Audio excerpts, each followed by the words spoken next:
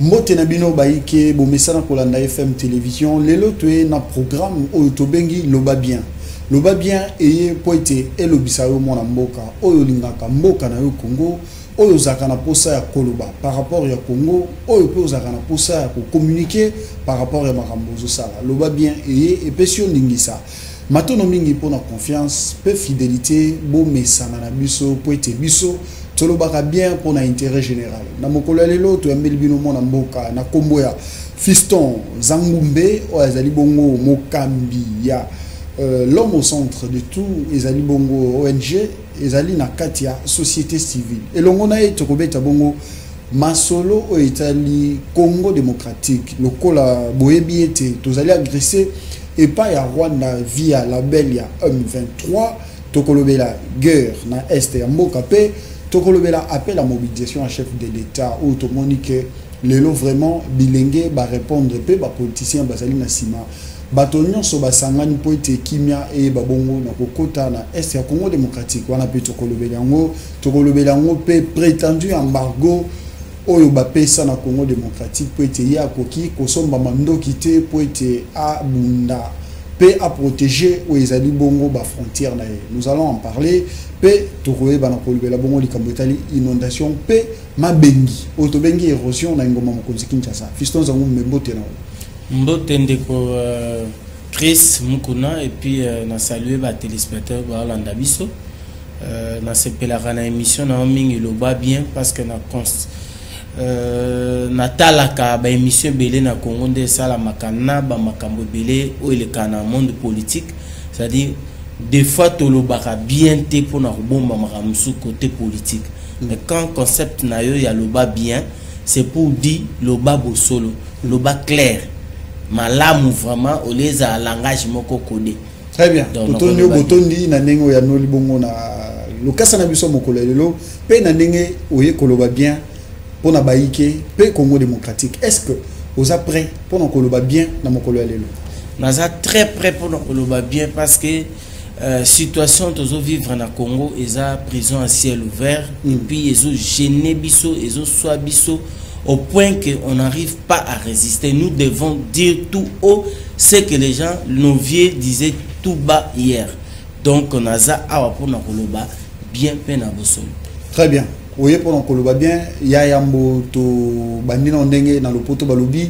La charité bien ordonnée commence par soi-même. To bandi bongo na yo boni structure aux ali mokambi to pe initiateur na yango l'homme au centre de tout. Et kotambolo lolenge kani. Oui, merci beaucoup l'homme au centre de tout o ezali Inasbel na kata société civile créée en 2018. Ezotambola bongo malamu. To commune étape ya ko kitana ba intérieur du pays pour na ko s'enquérir na situation sociale, économique et ya bande konabiso bazo vivre en intérieur na uta ko sala voyage na niveau équateur là où on a trouvé par exemple ville de Gemena plus de 10 000 20 000 habitants mais bazana morgue à 6 places dont 2 places ezo salaté.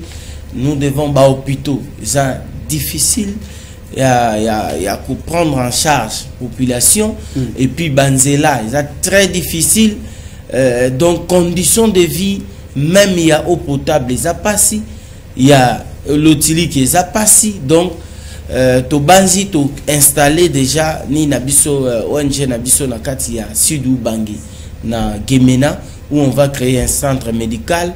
On va créer des structures où il faut accompagner Batou. Na projet agricole. Na compte il y a l'homme au centre de tout. Okay.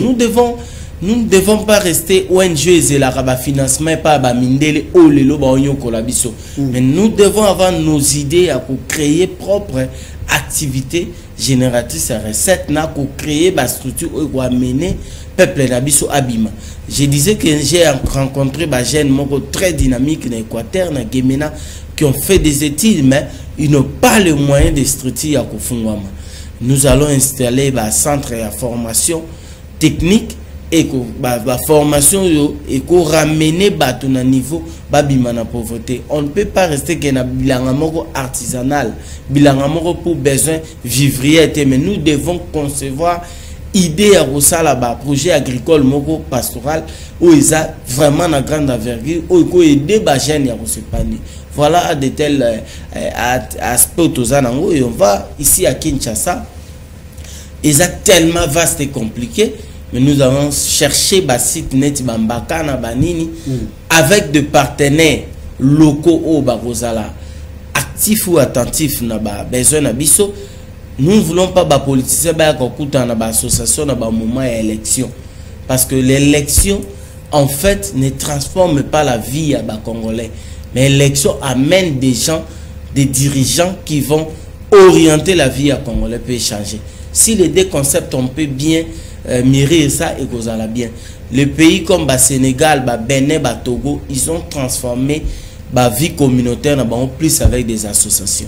Parce que parti politique n'habite les accords pour nous conquérir le pouvoir, mais pas pour aider la population à base pour que mécanisme s'épanouisse. Donc ce qui l'État a ligné accompagner la structure dans l'association bien, je pense qu'avec nos idées, on va aller de là-bas. Très bien. Wanezagi le bien na compte il y a l'homme au centre de tout les ali bongo association na yo. Alors, tokoti bongo na maman la likambo o to utaki ko pesa bongo ba thématique na biso guerre na est de la République démocratique du Congo. Plus de 2 décennies Congo est allé agressé et par ba groupe rebelle pe ba terroriste. Congo et sali nyon se sengela ikosala et répliquer et repousser et sali lobbying et ça l'union se singela pour ça là voie diplomatique privilégiée lelo oyo bitumbezali kaka ko persister yo en tant que mon amboka yebisa biso nini oyo esengeli Congo asala pour mettre fin définitivement na oyo ezali kolekana lokola ba atrocité na est ya Congo démocratique. Merci beaucoup biso tozana kati ya société civile conscient. Nous disons que l'ère est arrivée où on ne doit pas jouer les doubles jets, soit aux à côté opposition, soit à côté majorité. Moi, je dis la vérité, rien que la vérité. Ce qui est vrai, avec avènement, avec arrivée, il y a M. Félix Tshisekedi Tshilombo, chef de l'État, Nabiso. Je constate qu'il est venu avec coup de tonus pour que tout s'en sorte dans la situation haute. Situation en Congo aujourd'hui ne date pas d'aujourd'hui. C'est-à-dire que Euti Banda, État indépendant du Congo, Banda, colonie, où il y a patrimoine, il y a Léopold D, là où malheur n'a pas bandit. Alors, devenir État indépendant en 1960, pour la communauté internationale, tellement qui propriétaire privée à Léopold D, pour la communauté internationale aujourd'hui, le Congo est à tout le monde. Congo est une potentialité makasi na kati Afrique na monde. Donc, on ne devait pas mériter. Congo est commis bien mort universel. Ouais, et commis bien aux communauté internationale a commis ça lokola terrain moko vide oyo bako kota na tanyoso officiellement comme officieusement pour nako ko ba bien abiso na ko détruire le Congo. Or, on détruit et on pille nos recherches et puis en même temps balingi ba bomba biso. C'est quand même gravissime. Deuxième chose, il y a complot à l'interne où il sali que l'élo ceux qui ont souffert boyer et ça bandé qu'on a biso au bas même la biso soi-disant révolution il y a AFDEL. AFDEL bandé ko ba même bango ba yebani on peut pas aller là dedans na katibele mais je rappelle l'histoire que le pays voisin au bazo convoité biso l'élo entre autres Rwanda, Ouganda, Burundi, parce que les 3 pays là, moi je les mets toujours dans sac moko. Toko dédouané Ouganda te, Rwanda te, Burundi te, parce que bango mutubayara na sima ya AFDEL. Avant 1976, avec Abiyarimana, avec la situation politique il y a Rwanda, les Tutsis qui ont récupéré le pouvoir, notamment Kagame, leur vision c'est dominer le Congo, c'est dominer le pays Afrique centrale.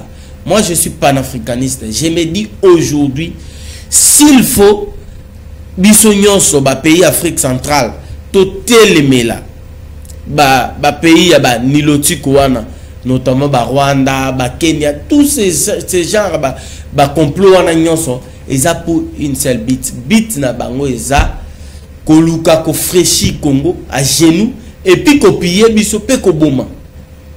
Et sous l'œil il y a communauté internationale, Nations Unies. C'est un complot bien planifié. Bah fragiliser Mobutu, bah amener conglomérat des aventuriers. Bah tu as Afdel dont bazolanda biso place nyonso ba va na ndako ba yebi ke malheur na biso uti pa wana. Ils ont ouvert voie na Rwanda wana Uganda Burundi. Ils ont fragilisé notre armée. Nako nommé batu obayaki bazaki ni na ba formation na banini. Ils ont fragilisé notre système éducationnel. Aujourd'hui, il y a plus il y a babrouti, il y a moins de 20 ans. Oh, sotali 25 ans à Rennes depuis Afdel Aya et créé les biso bakulu na bana ya ba 18 ans na lobela on a émission na Mkolomsus. Ce qui fait que les lots guerre autozana, nous devons s'élever, nous devons dire non et non et non. Il faut que ça stoppe. Il faut que Tozala mis sous gâteau comprendre que cette fois-ci fini. Il y a des politiciens qui ont eu des pouvoirs ici par recommandation en Rwanda, Ouganda, Burundi. Il y a des gens qui ont devenu ministres, mandataires ici par pareil à Nabango Kagame là. Non, mais les infiltrés ont utilisé pouvoir où ils allaient qui a régime passé. Et ça c'est créé à polichinalité. Qui ne sait pas que nous sommes infiltrés là-bas, même les chefs d'État les reconnaissent. Mais le col a déjà boyé dit que vous alliez infiltrer là-bas niveau tout. Ni o esengeli bossa la pour être bon dénicher bambouma mabe wana ba kende pour ba vrai patriote ba tika la paix ba servir nation. Moi je pense que nous avons des options. Yaliboso. Yaliboso c'est sa option militaire. On a détruit notre armée, nous devons rapidement réorganiser notre armée. Le chef de l'État a lancé appel pour nos jeunes à intégrer l'armée. Dans le bain, il y a un lobby, tozana ba kota koli, tozana ba kanseta, tozana ba kibomango, tozana ba kitona. Donc c'est le moment de lancer ba centre nyonso, ba centre supérieur militaire, tozana ba nini ya Kananga, il faut Kananga ezali. Et déjà pour l'information, plus de 700 jeunes déjà qui tournent pour la formation. C'est encourageant. Donc nous voulons que Ekende Liboso. Moi je me dis balancer appel dans la université, bano aussi salelo, to garantit bango que notre armée sera bien bien entretenue et puis organiser l'armée. Parce que c'est là, na minute tokolo baba faille et à faiblesse na bisoté armée, je pense qu'avec le général, chef d'état-major, Christian Chiwewe, moi j'ai confiance dans mon Azana sans sa responsabilité. Nous allons démanteler ces armées à Mabé. On doit se le dire. Moi j'avais souhaité que IGF Fatal a moins mis sous côté Marambo Itali finance et armée parce que plus batouba volé, plus batouba ça va dégâts. Basol douana, ils ont détourné, frais même, il y a des subventions, il y a des santé, ça peut nous permettre de garantir, jeune en armée que non, bien entretenu. Mais c'est une parenthèse. Est-ce envisageable que budget armé et comme en hauteur il y a 1 milliard de dollars? C'est possible, c'est-à-dire ça dépend des visions autozana.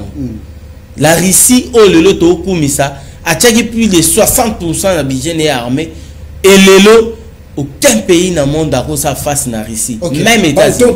Mais préciser que jusque là, l'armée a bénéficié jusque là 45 millions et 450 millions de dollars au à disposition pour le fonctionnement. Oui, bon, mais jusque là, le deuxième aspect, c'est l'aspect politique. Mais qui va aller dans des sens? Il y a le bosso le bagui militaire. Militaire. Il y a mis politique. Politique. Mais on a dissocié en des sens. La Yaliboso, la diplomatie n'a pas marché.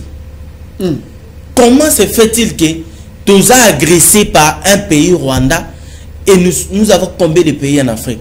Jusque-là, aucun pays en Afrique a derrière RDC au pays naïzo condamné na ba média naïe na banini bazate. Nous avons 9 pays voisins et les 3 pays voisins sont à l'aise, les 6. Les 6 sont proches nabiso bazo se prononcer. notamment Brazzaville, notamment pays belé, Gabon, pays belé, Centrafrique, tout ça. Je ne suis pas là. Je me dis, côté diplomatie, ça n'a pas marché. Mais diplomatie, il y a mon essai qui montre vraiment bataille. Côté politique interne. Côté politique interne. La diplomatie, reconnaître que le chef de l'État. Je dis chef de l'État à Tamboli, à Zongi Nakati pour déclarer que nous devons faire la guerre. Solution Nabiso et où dans la diplomatie, Olani Macron. Il rencontre des salades. Macron est en train de raconter des bêtises. Il a dit j'étais avec le chef de l'État, Félix Tshisekedi et le Rwanda, Paul Kagame. Est-ce que nous, on a besoin de faire de Messamo qu'on a Paul Kagame? Nulle part. Si Kagame dit... C'est nulle part. Non, nulle part. Ce sont des jets. Et là où va bloquer la munitions, l'armement, et bloqué en France, non? Quand j'ai dit... procédure les a respectées. Nous devons rentrer dans la politique interne. Ça veut dire changer la fusil d'épaule, changer vision dans la déclaration. Tout le monde est en opposition majorité. Nous tous, nous devons être conscients qu'aujourd'hui, nous avons un problème avec le Rwanda, avec l'Ouganda, avec les pays où nous avons besoin de détruire Bissot. Tous à la Lilobamoko. Moi, j'aimerais que l'église catholique, avec Senko, avec Nina Bangoana, ya confession religieuse. Non, Nina Bangoana, Senko, non, Nina, laïque catholique là, CLC, si je me trompe pas. Avec CLC. C'est le moment, les mêmes pressions au Bacharande de Kabila pour qu'il y ait pouvoir en 2016-2017. C'est même pression au communauté internationale. Communauté des corrupteurs, communauté des destructeurs, communauté des tueurs. Nulle part, Bazaka n'a pas de destruction dans le monde. Il n'a pas de projet de développement. Pourquoi tout le monde a la communauté internationale te basangani ba misimo mo ba na compassion en Mali, ba na compassion en Sierra Leone, ba na compassion en Soudan. Kaka bayaka ka derrière ba derrière organisation Nations Unies ezana hypocrisie ya makasi. Nations Unies. Comment se fait-il qu'on peut nous dire aujourd'hui qu'il y a un embargo tout le monde a raté alors que le chef de l'État était dans le concert des Nations Unies. Il a déclaré tout que nous sommes menacés et agressés par le pays. Si résolution à cela RDC, c'est comme si on nous a ligoté et on demande à notre adversaire de nous tabasser. Mais ça, la grande puissance, nous tous reconnaître que Rwanda on a vu le cardinal Ambongo aller dans les Nations Unies pour nous télémer là, Makamba Kabila. Aujourd'hui, il doit dénoncer pourquoi on peut nous empêcher à recevoir armes. Nous sommes un pays souverain. Pourquoi on peut nous empêcher l'élo? Tout ça, la guerre, tout Matisaba, Babylone, Ronabiso. Pourquoi? Ce sont des bonnes guerres. Maintenant, tout le monde est cardinal. À côté de moi, tout le monde est Ndeko Mukwege. Au hasard, prix Nobel de la paix. Qui peut que ça lobbying parce que casquette na ewana carrière na ewana ça lui donne aussi poids ya kokota place monsieur amakasi. Pensez-vous que ça la camote? Je me dis nous devons le faire. C'est une obligation. Nous devons utiliser la canon nyonso que l'église est à la catholique, est à la protestant, est à la indépendant. Tout sangana. Tout le monde a une confession religieuse derrière ma président Seni papa. Bisson surtout appelé derrière cause moko. Dire non à la guerre. Il y a marche, il y a confession religieuse dans la société civile il y a le 19 novembre. J'étais dans la marche organisée par madame Adèle, ou ministre d'État, qui n'a parlé du peuple, nani na cinquantenaire. Place j'ai encouragé. Et puis, l'élo, la marche nyonso, tout quoi encourager yango. Nous devons au courant, il y a marche le 19 novembre, il y a nouvelle société civile dans la confession religieuse, il y a Dokamba. Vous êtes au courant? Oui, naza au courant, mais je demande à l'église catholique, parce que y a moi majoritaire na nini belé, je demande qu'à soit initiative, il y a Rusangi Saba, tendance nyonso. so biso to sali marche moko so to sali marche moko zela basala nini basangisa ba tendance nyonso la muka basangisa église catholique o eza église to pesa ngoma confiance eza majorité pesa organisée asangisa ba tendance nyonso ya société civile. Ah, toi on a besoin de armée d'Isali, protestater. Basangisa ba tendance nyonso. Société civile les a pluriel mais ils a un. Parce que cause nabi c'est la population. Très bien. Donc nous devons être clairs. Nous devons soutenir les chefs d'État. Nous devons accompagner les chefs d'État. Okay. Ça n'engage que moi. L'élection que nous voulons là, c'est bien beau. Mais le moment ici, le montant autobimisa dans l'élection, na bambongo, na pression communautaire internationale élection, et la aussi abisso dissuasion. Si ça ne dépendait que de moi, j'aurais souhaité la classe politique, tendance à société civile, surtout Koutana. Tolobake, mbongo totiana 2023, il y a élection wana. Totiango na guerre, totiango na salaire ba militaire, totiana 2 ans, tous assurent que ba nini frontière na biso yon c'est sécurisé, identification ya ba congolais qui est qui dans ce pays, arrêter l'hémorragie, démanteler ba batuyon so ba infiltré, ko banda kolongola batu na ba poste nyon so to mo na bango clair. Très bien. Ndeko Zangumbe, merci Nabiso. Et ça en compte, il y a émission Loba bien. Bozola Nabiso, tu as un bel binôme en Amboka, Fiston Zangumbe, Azali Bongo, initiateur, il y a l'homme au centre de tout. Azali Bongo structure, na ya société civile, Azamo Kambina Yango. Tu as bien le lot pour Tobeta Bongo, Masolo, il y a politique, surtout, la question d'actualité. Oh, déjà, Tobandina, guerre à l'est de la République démocratique du Congo, Boyoki Nengenini. Azali Bongo ko se défendre via agression au dozali ko subir et pas ya Rwanda nanzela ya ba groupe armé na ye toko bomba yango te toko loba yango pe toko mesana koloba toko continuer pe toko koba boyebi bien que ba congolais ebele lelo ba zali na sima chef de l'état na minute oyo ba couleur politique ezali sous na place na minute oyo komi le Congo d'abord.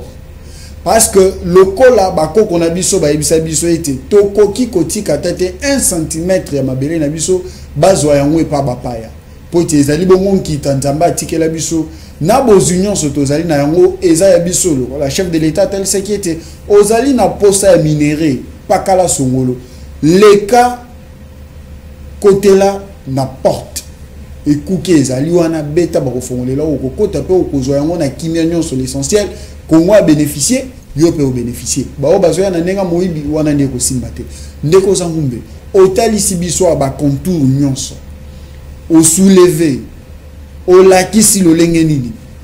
Ba problème e banda na est. Nengeni makambo ezali ko kende. Parce que na moment oyo a otali sibiso infiltration na kati ya armée. Na tuna ke mutuna. Nazo zongela ngo nini esengeli Congo na minute yo esala. Pour tout le monde, problème d'infiltration, pour te lelo qui maison ngana, c'est parce que dans moment où on a notre ça l'émission, les alliés na bana o, babungisi baboti, les alliés na bana o, ba se retrouver dans Zamba, les alliés na ba jeune fille, ba alliés violés, na moment où le ba o, les alliés na ba o, ba sundoli ba ndaku ba kei, na minute où le ba o, les alliés na ba o, ba liété sali 3-4 jours. Ni monsieur Sengeli tout ça là, effectivement, peut définitivement. Pour être Kinya et Kota na Est et Congo démocratique. Merci beaucoup. Je vous rappelle encore une fois que AFD Lebota RCD Goma, baké na Sand City, ba poser la condition, baké na condition et créer CNDP à Kunda. Lelo CNDP à Kunda, M23 eza mouvementé, M23 eza date oyo basalara accord. Pour la CNDP ya Kunda Batwari ou Akima lelo azana Rwanda. Entre autres, ba conditions posées. Ndenini faut tout ça là. Conditions bango nyonso ba posa. 1. Bakota na ba gouvernement. 2. Batikala na zone wana avec ba grade na bango militaire. Batikala wana. 3. Entre autres, basenga na ba administrateur du territoire.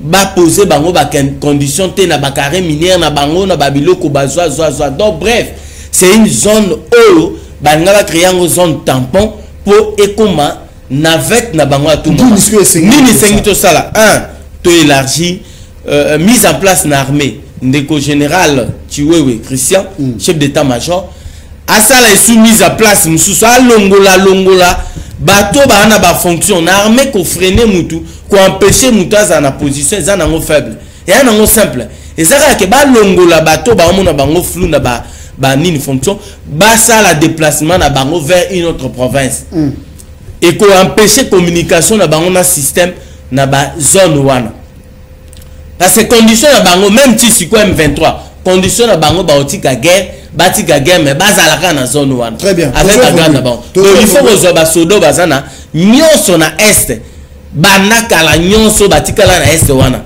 batindi bango na mbandaka gebena batindi ki bango na bandundu bazu ba soda mususu ya kala ya bien batindi bango na zone wana to sécuriser frontière na biso cette fois-ci to tia ba minduki ya bien na Goma na ba frontière tout il faut to s'assurer que soye beti et côté pa na biso to kozongisa. OK ndeko Christian Chiwewe azali chef d'état-major na biso akolanda biso na bokebi nyonso en tout cas mais respect mon général oyo ki bongo likanisi ya mwana mboka balobaka kozwaka ba idée nyonso pe ko analyser total ligne ya malamu to kozwa pe to saleli pe ya mabe to che mpanzi kongole nyonso na minute azo cha maele na ye po ete problème o to za na ngoye babongo na kosila kasi awa toyokaki Afrika kotindela biso ndeko Uhuru Kenyatta po ete aya kosola na ba Congolais na tina Italie problème ya est akutana na bureau ya Assemblée nationale pe Christophe Mbosso a lobby ete gouvernement congolais et ko négocier te na ba rebelle par rapport à ba proposition na bango outil notamment ko soulever awa réintégration na bango ba na ko réintégrer pour bazara déjà bazonga lisusu na ba institution pe ba entreprise publique ya mboka na biso ya mbalo balobi niet lokola Christophe Mbosso azali mokambi ya chambre basse est-ce que lolenge bo boycotter bango wana vous pensez que bango ba kotika et ceux qui ba kotika te nino esengeli ko sala po décision to pe mai o Christophe Mbosso alobi to chango na misala to appliquer ba stratégie mususu po kobeta to kobeta bango baki malibela et awa pe to zali pour encourager ba armée na biso jusque là où ils allaient se comporter bien na pesio maloba eza passe mingi comme panafricaniste moi personnellement je me dis nos frères africains des anciens chefs de l'État ils doivent arrêter de jouer les sales jeux kozabana bitinda ya ba communauté internationale avec structure ngana benga syndicat des présidents africains Union africaine. Ça, ce sont des enfants des complots à Babylone quoi Union africaine. Batinda bango. Pourquoi Uhuru Kenyatta? Pourquoi y a Rwanda ta senga na Kagame ba récupérer ba FDL au bazana Congo ba kimate banda 1994? Pourquoi y a Uganda te asenga président Yoweri Museveni asenga na ba ADF Nalu bazonga na Rwanda? Bayeka rasiko tango Congo lobike a bunda fa bando bunda fa sala tout bunda. C'est un complot bien planifié. Moi je ne suis même pas d'accord en accord en Nairobi. Parce que c'est une pression moko ba ocha RDC derrière Rwanda. Ba sangani ba ocha moi je n'étais pas d'accord. N'arriver à troupe ya force régionale pour deux raisons. Raison ya liboso. Ya on appelle na sengi na ndekomboso. Réponse à Pessina, ancien président Kenya, est très important. Très bien. Mais Ndekombo Sabo Sanate, que constitution, il y a Congo Nabiso, l'article 117, si je m'abuse. Et le but que l'État congolais peut céder une partie de sa souveraineté pour l'unité africaine. Pourquoi Batiango? Parce que ba pays wana o ba lukaka toujours ba richesse na biso. Ba ça a besoin batinda ba belligérant na bango notamment ba RCD goma banani wana pour ba poser na kati ya constitution na biso piège wana. Yango wana. Moi je crains que ba force wana ba ya sa zone tampon. Zone tampon veut dire quoi? Ba ye ba leki ata 500 mètres kilomètres ba se poser entre Bissona M23 et puis ba vandi batiki M23 s'installer à Vanda à Oumela basa ba plan yosu ba ondosala Et ça le quoi MONUSCO. MONUSCO a na est à lobby mission des qui a cessé le fait. Mais avant da me ba bo mabiso ba attaquer biso ba sa ma MONUSCO ça le roté. Donc ne komboso kudia kwanga na ba député belé au baza inconscient. Ceux qui baza conscient. Baza a besoin d'accompagner biso, c'est le moment à proposer loi et à modification à certains articles. Il y a même un article monsieur dans la constitution, article 6 je crois 51 ou 52 qui disait que l'État congolais peut organiser une autre entité territoriale pour aider certaines catégories à la minorité. Il n'y a jamais eu de minorité au Congo. Nous avons 250, plus de 400 ethnies au Congo. Nani aza minoritaire. Robenga bayaka minoritaire, Robenga bangwaka majoritaire, Robenga bangwani. Non, c'est du théâtre de chez nous. Ce sont des histoires organisées par les belligérants. Na kati ya constitution en 2002. Au ba révisé en 2006. Ba révisé en toujours ka rotia ba disposition ko aider bango. Batu wana bazo senga ba nommer bango ba chef coutumier na ba zone wana. Voilà pourquoi j'ai dit nous ne devons pas écouter l'ancien président na ba osa ba navette. Ce sont des envoyés ba petit bitinda ya ba communauté internationale, ya ba Union africaine. Il fait léger. Ba otinda bino ba ye ba lobby au finish temps ba zonga il y a rien. Pour moi, nous devons faire la guerre. Timing ya ba pays wana ya ba armée wana régionale wana il faut y bana. Ce qui nous détruit aujourd'hui, Kabila a accepté que les Rwandais ba kota ba sa opération à retraquer ba AFDL. Nombre de jours to yebate, nombre ba militaires ba kota to yebaraté. Le chef d'État a accepté dernièrement opération conjointe avec Ouganda. Nombre ba soldats ba yaki to yebakité. Tala ba ba osala to yebité. Jusque l'opération est là et silaté. Mais un 22 kota en Zelani, il y a Ouganda. Donc vous comprenez que le complot est là. Oui, moi j'accepte. Moi j'accepte. Moi, je peux dire aujourd'hui que le chef de l'État Félix, nous devons le féliciter. Il est en train de nous montrer que à Kouti complot makasi et il fait l'effort ya koyede biso. Nzamba Sungaye. Nzamba Sungaye qui est opposé question nini? Nanaza accusé nanyoso. Moutaza accusé. Mais j'ai commencé ici par dire régime à AFDEL et Memela Bisso Malais. Ils ont parlé de révolution. Alors c'était infiltration. C'était pas révolution. Je peux faire débat avec tout le monde. Oh, il y a un plateau. Oh, il y a un AFDEL, il y a un AFDEL. Approuver que c'était un mouvement politico-congolais. Oh, il y a qui n'a boule pour délivrer Bisso contre Mobutu. Non. Tozo Koba, Tokolobela appelle à mobilisation chef de l'État.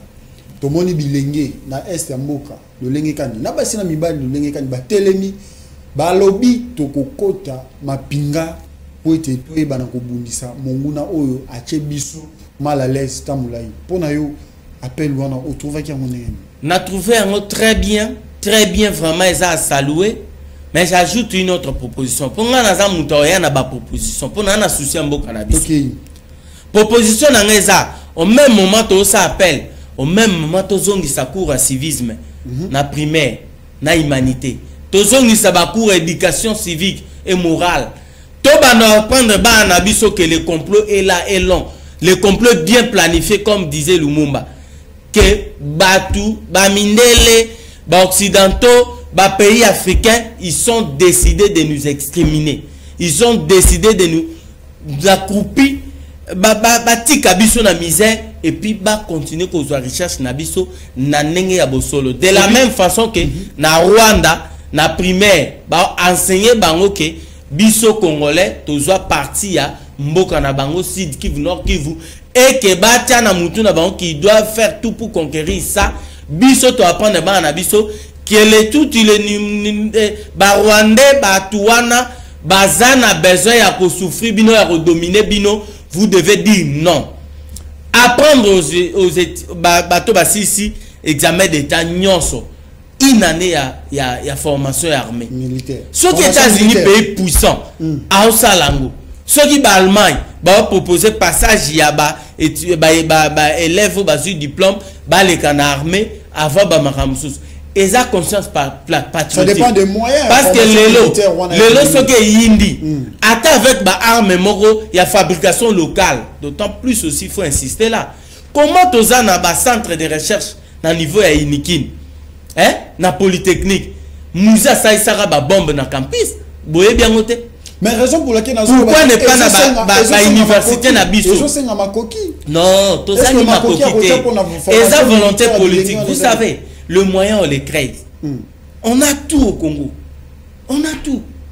Bambongo musu sezo beba a na ba institution de la République pour rien. So ba sali session extraordinaire dans le Parlement. Tu sais ils a combien? 3 millions de dollars ou 2 millions de dollars na lobité que yangonde ba salaka. Parce que les députés baza so bo cité Mamongo ba komi ko lamuka lokola bandoki na lobi ke so que za 2 millions ou 3 millions so bozu yango bo tiango na campus na université à Polytechnique bozu bato basilisa ba yebi mamba ba chimie banini bo vanda wa bozo hôtel yango boza loger réfléchir qu'est-ce qu'on peut faire. On a des métals ici, on a des matières nyonso ba uranium, on a tout. Est-ce qu'on ne peut pas créer des armes artisanales, des armes locales, fabrication locale? On distribue dans les jeunes. Tu recrutes les jeunes dans Goma, Bukavu, Nini, zone Wananyos. Tu formes bango, tu tiens défense. Et défense na biso. Tozo koba, loba bien ezali kokoba bande kobalandi. Toza awana ndeko zangumbe, longo na eto kobeta masolo. Kasi tika ete to ebana ko pesa o mutuna mususu. Awa Congo ezali adressé. Bitumbe ezali ba ko boma mikolo na mikolo malgré ba effort ya FRDC na commandant suprême chef de l'État tout le monde le lenge kani mokonza lobi ete sengeli to renforcer armée na biso na bibundeli ya sika mosolo bimaki basombaki bibundeli kasi bato misusu babandi ete Congo ya koki Kosomba mando gite pour renforcer bon armée nae. Na likambo loko le komeli bisobo devant cet état de choses ni notre rosala. To tigalika kama boko ya kokanga aussi longtemps ba kobeta biso na minito to lela na nani to senga nani akota likambo na biso pour ete kimia ezonga na Congo démocratique. Merci. Na banaki na relancer appel na l'église catholique. Église catholique na ba na cardinal azana capacité au comme tina Nations Unies. Azana pouawana. Tant qu'on le église catholique, tant qu'on le église catholique, mais t'as la paix papa a moyen de thé. Non, j'ai dit ceci, ça dit que tout le monde a des exemple. Tout le monde a des combats qui sont dans les Nations Unies pour la pression sur Kabila. Au monde en côté. Tout le monde a marche à 5 ans, pression. Tout le monde a Vatican à intervenir.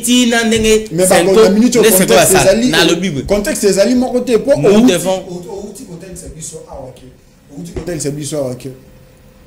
Bakenda qui te basala qui marche pour te nego Kabila lo mona bokonzi mais aussi ko yo tete biso ete communauté internationale bazana sima makambo parce que na kati ya communauté internationale wana ikobosa na pete ki Italie pesa na kati wana na nyonso na tozo mona pe pape ki to lobi te gaza mais tozo mona de mo flou yo banzete ata ko asali lo lengo zoti na yona est-ce ko aboutir. C'est-à-dire communauté internationale et ça ba pays à grande puissance autoyebi Chine azali Chine aza Russie aza nini France aza Belgique ba pays aux ba puissance les États-Unis sur le lot sali pression église nyonso dimanche to sambela te biso nyonso na ambassade des États-Unis biso nyonso na ambassade des États-Unis to bike mardi biso nyonso na ambassade de France. Mercredi, biso nyonso, on ferme Schengen. Blanc oyate, mutokebouete. Donc pression, ils vont faire tout, partout. Na tala église, na ba église na Kinshasa te, na bi na Congo partout. Biso nyonso na Monisco, pression. Chaque jour, toko paralysé même 3-4 jours. Ba ambassade wana tozo kita. Makamu oyo ekosila. Comme déjà, tu aussi, tu l'as ici, dans la face du monde, que nous sommes le seul pays dans le monde où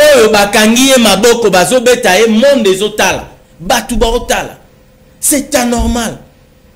Tout le monde a une organisation, ils ont contribué à Nina Bisso. Par exemple, comment se fait-il que l'avion est un armement intercepté retenir la France. Mais nous devons quitter la communauté internationale. Nini, francophonie. Il faut menacer France de la francophonie. Nous sommes un pays d'Afrique où nous avons cassé dans la francophonie. Vous ne savez pas. Premier pays francophone. Nous devons quitter la francophonie. Donc il est vers anglais. Anglais, tous les langues ou bien pourquoi pas lingala?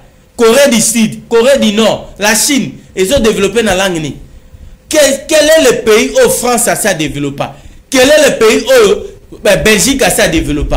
Mon cher ami, nous ne devons pas se voiler la face. Retour à l'authenticité. Moi, je suis panafricaniste. J'ai dit trop, c'est trop, trop, c'est trop. Tout le monde est politicien, qui n'a appelé au chef de l'État. C'est là qui Ndeko Katumbi a se prononcé, Ndeko Matata a se prononcé. Tout le monde Ndeko Adolphe Mouzito au père, c'est là qui marche pour être venir toujours en appui dans les forces armées, dans les FRDC.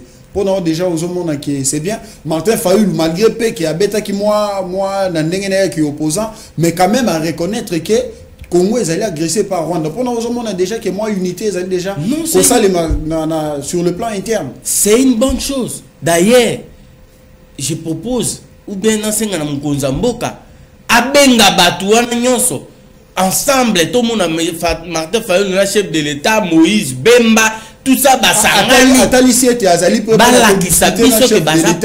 Atalici était Azali pour discuter dans le chef de l'État. Tout intérêt intestin n'a pas intérêt à pouvoir. Tout à la nanou de Congo aujourd'hui.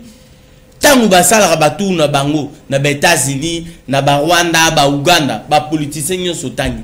Bakenda Rwanda, bakenda Uganda, bakenda Kenya, bakenda parce que politique na biso Congo comme qui ba parrain na eux faut bazala ba pays à Libana. C'est maintenant ba benga ba parrain na bango. Bah c'est bango que trop c'est trop. Pour besoin pouvoir ba bimara Libana. Parce que maintenant nous avons compris que même si lobby failli a eu pouvoir, tous auront le même problème. Très bien. Avec pression qu'à M23. Même si Bemba Zui, même si Ndeko Zangumbe, merci pour na ba intervention na ezali bongo pertinente na émission na biso loba bien to bengi tsaki mona mboka Fiston Zangumbe poti aloba bien muke to kokoba na suka bande ko balandi donc to su bongo mama likama suka ezali bongo inondation pe ba érosion na ngoma mokonzi Kinshasa ba mvula eza ko beta mikolo ya kotika baninga mususu kimiate ba perte na ba bien matériel ezali ko salema pe komona bande ko mususu pe ba ko kufa natina nini basinga courant lekina mabele mai soki telemi natina kati okome électrocuté pe memi na liwa devant makambu nyonso wana nini oyo tokoki koloba pe nini oyo koki ko proposer na gouvernement provincial pe central basa la po problème oyo bana kosila na grande ville lokola Kinshasa. Merci beaucoup Ndeko Chris. Kinshasa est géré par inconscience populaire. Il y a part, il y a l'État et il y a part, il y a population. Quand je dis inconscience populaire, ça veut dire mais j'ai le vice-gouverneur à quel devant hôtel il y a gouvernement na place au basala ba bongi sawana amoni ba mitu comme ça ba 8 ans amoni ba mai etonda bani alobi na munoko na ye soki to continuer ka boy. Dans 10 ans, Congo va disparaître sur le plan de la gestion. Ça dit que les consciences, la gestion de la ville à Kinshasa, ils ont tellement na niveau ya mabé. Na niveau ya mabé. Na zui kaka gouvernement provincial à Kinshasa. Parce que si on a biso ba part partagé, c'est pour dire par la population na part à l'État. Mais la population asa na plus il y a responsabilisé dans le cadre de la santé na yemoko. Tant que tu boire ba matiti na kati ya ba terrasse. To yebi ke kangami ko le kate ko bota ba malaria ba ngungi. Et ça pour nous détruire santé na bisomoro.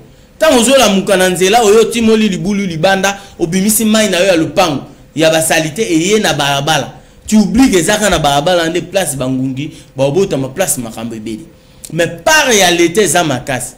Parce que la loi est là pour s'imposer à tous. Et toute personne qui va enfreindre la loi doit être punie. est-ce que les policiers ont les routes dans la ville de Kinshasa, na cantine, na terrasse, pour lui, ce n'est pas sa mission. C'est ce qui détruit maintenant l'État. C'est ce qui détruit la ville de Kinshasa. Nous sommes inconscients que même si c'est ça permet nous na batuba boire matite. Batuba kombola na face be suicide batuba komboli na lupango na ba tiena balabala bazongi pe na lupango. Au moment de ta convocation moroté. Maintenant voilà les grands problèmes. Il n'y a pas politique, il y a assainissement. Si le plan national, n'a sur le plan provincial. Je me pose la question, pourquoi on a créé un ministère à aménagement du territoire? Pourquoi on a un ministère à urbanisme et habitat? Pourquoi on a gouverneur de la ville? Pourquoi on a des structures urbaines et à ville? Pourquoi on a des bilans, des structures affaires foncières B parce que la structure le rôle là Kinshasa Bopeto. Pourquoi on a créé ça? Pourquoi on a créé bord Morizala qui a ville à Kinshasa Ezaki biso association pour structure. Merci beaucoup. Structure Morizala qui a RATPK. Nini régie assainissement il y a ville à Kinshasa. Moi j'y étais là. Pour l'association, pour ça projet et bref, ce qui détruit c'est quoi? L'État doit avoir la politique, il y a assainissement, il y a ville. Très bien. Avant Batouba comme Marotonga, il faut l'État aya. L'État roya na nini? Aroya ko poser ba caniveau. Aroya ko le kisaba singa courant, aroya ko le kisaba Dieu ya ma régie na poser aux questions. Merci. Na poser ba téléspectateur na ba konzi na biso na ndeko Gilwando. Combien de quartiers déjà na Kinshasa ont déjà structuré au babandi biso to na balupangu na Kinkole na sima ya mausolée na basele au mon ta place située à Mayekolekate. Très bien, merci donc on ne travaille pas. Lilobana asuka pona loba bien mokolo lelo lilobana nga asukeza ndenge mokonza mboka alobaki na conseil des ministres que la ville est très sale et mal organisée. De la même façon, je dis aussi na ministre Guy Luando. Kende ko zwa bazien étudiant bazana Isaï. Kende ko contacter ba urbaniste o ba silisa na mboka oyo. Sala bango colloque, ba pesa yo plan ya ville à Kinshasa. Ba pesa yo plan ya réaménagement ya ville à Kinshasa. Belja organisaka à Gombe o lelo bokangi ba égou. Soki lo ba érosion. Et ça mala Kinshasa na ba inondation, bokangi ba égou, bokangi ba caniveau. Fiston Zangumba zaki bongo moko invité na biso na mokolo lelo. Et zaki bongo manaka na bino loba bien na nzela etando ya FM télévision ngai o ya bino nazaki na esengo pona ko présenter bino yango kasi bokanga ite to lobeli bongo problème ya bitumba na est ya Congo démocratique totalisipe mobilisation oyo chef de l'état lansaki bongo appel to lobeli yango to lobeli embargo militaire pe to souti bongo na inondation pe ba érosion na ville province ya Kinshasa ezaki bongo ba sujet o permettre ki biso to solola à critiquer pe à proposer bongarande boyo to bengaki po aloba bien alobi bien bino moko bo sujet bande ko balandi to kutai na malasima avec le même plaisir. Merci beaucoup, au revoir.